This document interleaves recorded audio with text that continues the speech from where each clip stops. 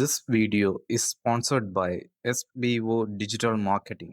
Join SBO Digital Marketing, your work from home opportunity. It's a mobile based part time job ideal for students, homemakers, and job seekers. Make the most of your free time. No fixed hours. Work at your convenience. Just share and publish content. Simple tasks with no selling and no referrals required. Earn daily income with instant payouts.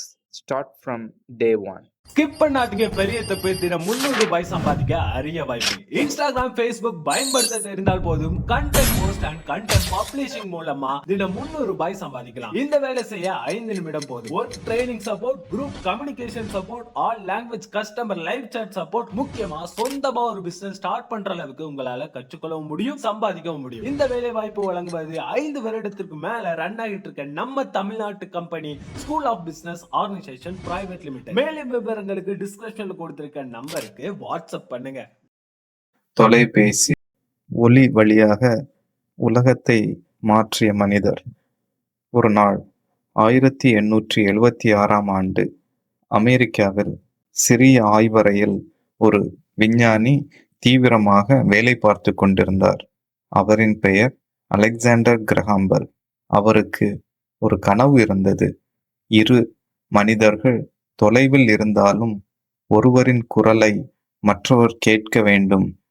அந்த கனவுக்காக அவர் செய்தது என்ன?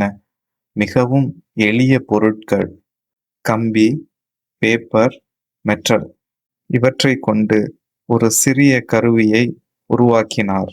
அந்த கருவியின் மூலம் அவர் தனது உதவியாளரிடம் சொன்னார், mister Watson, come here, I want to see you.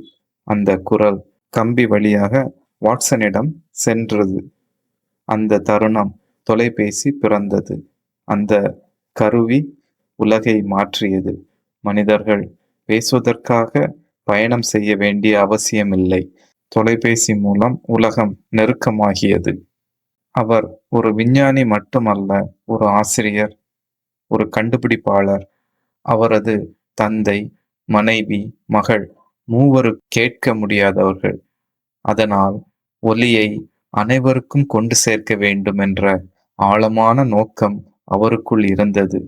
இன்று நாம் பேசும் ஒவ்வொரு அழைப்பிலும் அலெக்சாண்டர் கிரஹாம் பெல்லின் கனவின் ஒலி ஒலிக்கிறது.